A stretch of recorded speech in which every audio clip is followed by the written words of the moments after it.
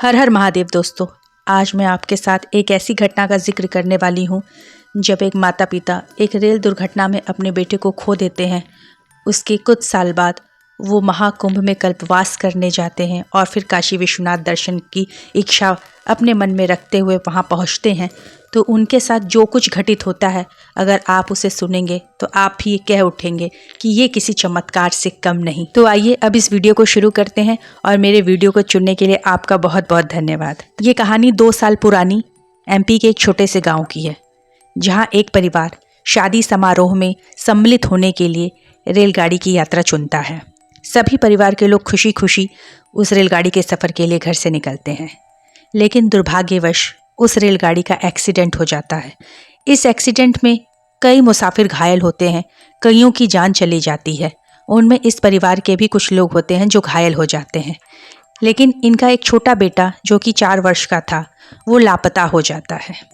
अब कई दिनों तक उस बच्चे की खोजबीन जारी रहती है।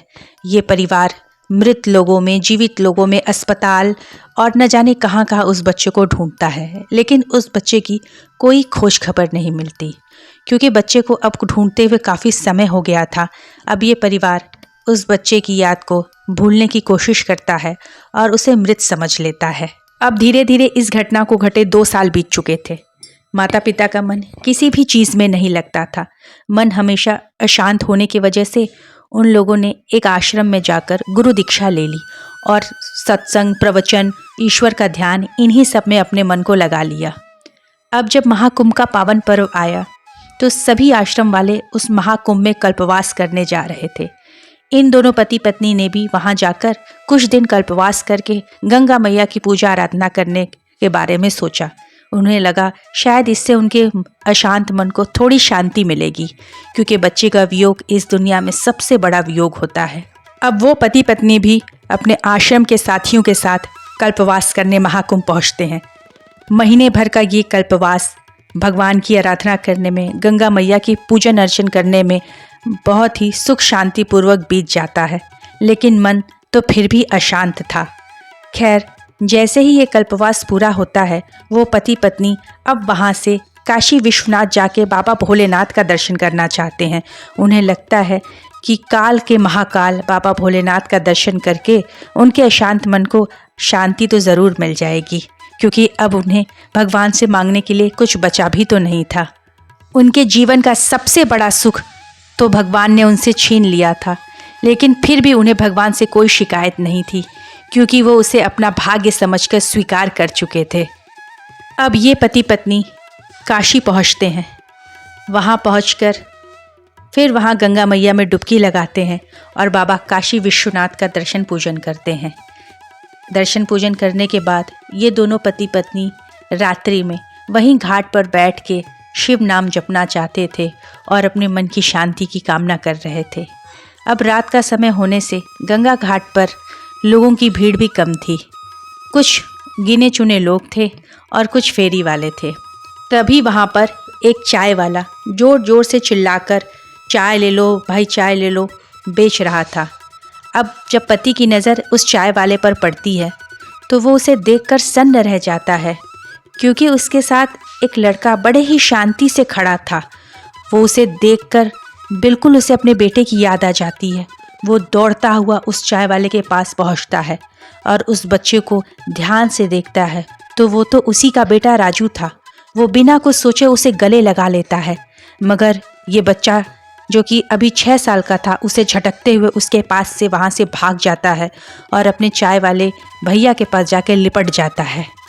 उधर उसकी पत्नी शांति से गंगा किनारे बैठ के शिव नाम जप रही थी और मन ही मन अपने बेटे की यादों में गुम थी। और अब इधर पति लड़खड़ाती ज़बान, कांपते हुए हाथ से उस चाय वाले से बड़े सन्न रह के पूछता है कि ये बच्चा तुम्हारे पास कैसे? ये तो मेरा खोया हुआ बेटा राजू है। बताओ ये बच्चा तुम्हें कहाँ मिला? ये तुम्हारा अपना नहीं है, ये मेरा बेटा है।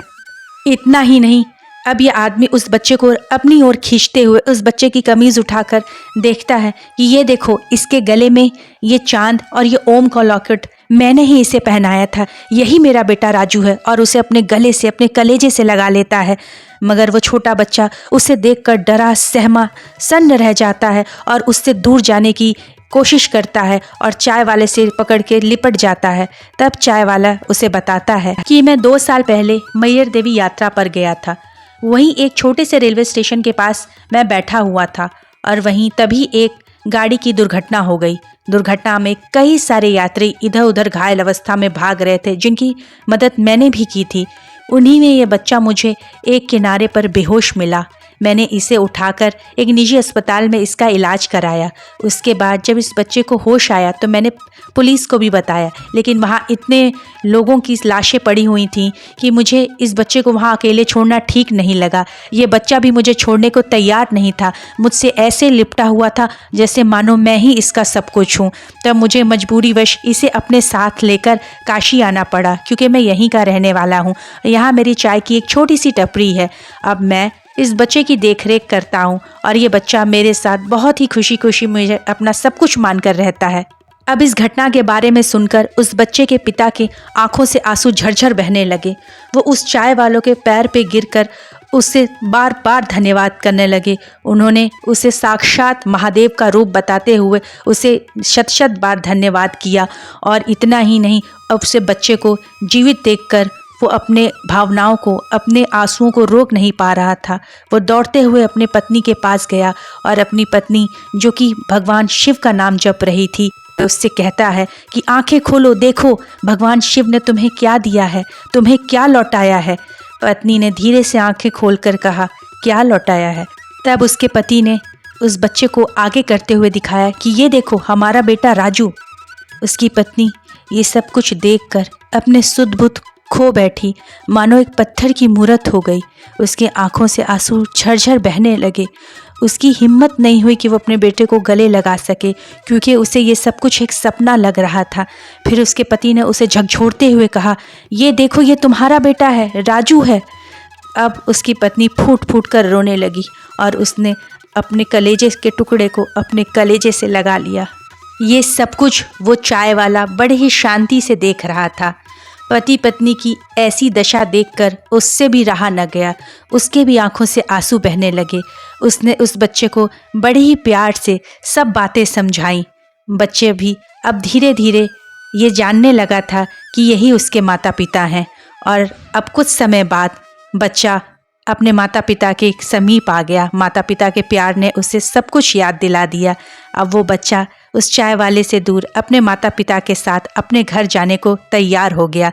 मगर चाय वाले से उसके पिता ने ये वादा किया कि वो राजू के बड़े भाई की तरह जब उससे मिलने की इच्छा होगी उसके पास ज़रूर आएगा।